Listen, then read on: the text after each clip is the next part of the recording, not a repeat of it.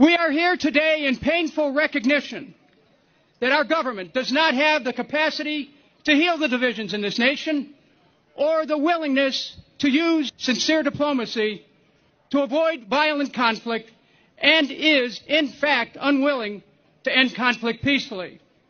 Its greatest talent is to craft misinformation and disinformation, to subvert the media and misuse it as an instrument to incite fear and hatred among our people, exciting partisan divisions at home through crass politics, and stirring ancient hatreds abroad through lies, deceit. In blowing up the Nord Stream pipeline, this government has deliberately circumvented Article 1 of the U.S. Constitution, the authority of Congress to make war.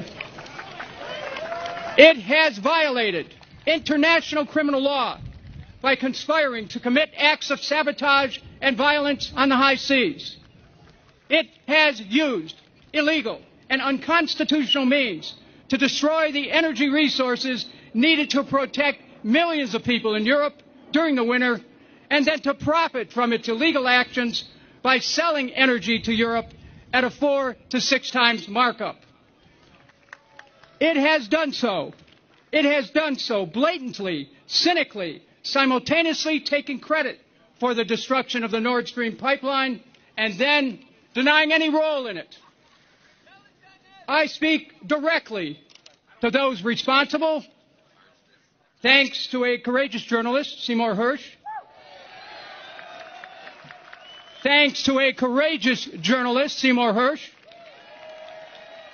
We know what each of you did at the Nord Stream pipeline, Mr. President, Mr. Secretary of State, Mr. National Security Advisor, and Madam Undersecretary of State. And we will not rest until you are held accountable by Congress, by the International Criminal Court, and by the American people at the next election for your reprehensible conduct, which has debased our Constitution, undermined the rule of law, in our name, committed an act of war which threatened the peace of the world and the stability of our own nation. No amount of balloon militarism will distract us from your profoundly lawless, reckless conduct, and have lost trust in your ability to defend America. To affirm that we are a nation of laws, not of men or women, to hold those in high office to the highest of standards of national and international law. If we fail to do this, we have only ourselves to blame, while our government descends into depravity and tries to frog march us directly into nuclear war. Under the pretense of the pursuit of national security, our government's aggressive nature has alienated nations of the world and caused them to withdraw from commerce. It has ceded our national sovereignty in matters of peace to the North Atlantic Treaty Organization, which prefers military escalation to peace and is content, together with this administration, to use the good, courageous people of Ukraine as pawns in a vicious and deadly geopolitical chess game, which began well before the illegal Russian invasion. And it is now planning to do for the people of Taiwan what it has done for the people of Ukraine, portraying China the aggressor while surrounding China with about 200 military bases. At home, our government has supported devastating gain-of-function research, which loosed the pandemic across our land.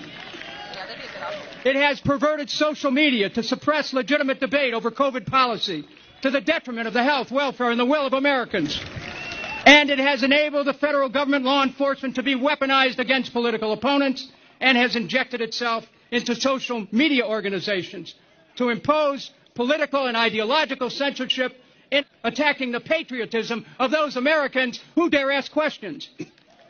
Such a government is neither deserving of the trust of the American people nor worthy of our tacit consent to make decisions in our own interests. We must change this government before it destroys our nation.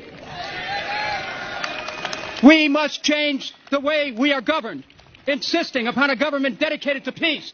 As a congressman, I warned America about going to war after 9/11.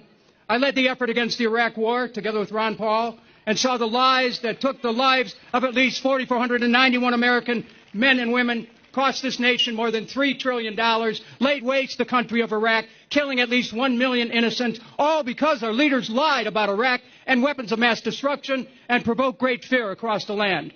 For fear is a weapon of mass destruction. Hatred is a weapon of mass destruction. Our nation used to lead the world in making steel, cars, and ships. Now, we lead the world in making enemies, confusing defense with offense, aiming ourselves to the teeth, spending trillions of dollars to advance an aggressive empire through the promotion of war. But the wars, my dear friends, have come home. While our nation spends $1 trillion every year to prepare for war, millions of Americans are ill-fed, ill-clothed, ill-educated, ill-housed, without hope for the future. We cannot fuel wars across the world and pretend that there are no consequences.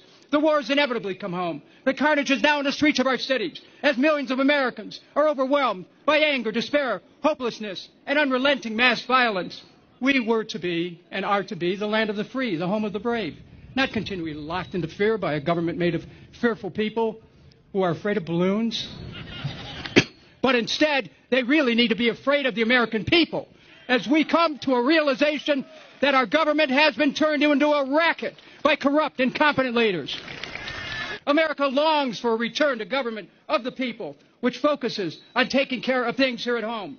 We as a nation cannot hope to favorably influence the conduct of other nations. Well, at least 30 million Americans are food insecure, 500,000 homeless struggle every day to have a roof over their heads, while American communities do not have clean water, and while our nation has shown itself incapable of even responding to the urgent needs of those affected by the derailment disaster in East Palestine. This government's chilling lack of compassion and empathy is on full display not only in East Palestine, Ohio, but across the globe. Policies which lack human sympathy portend greater and greater destruction.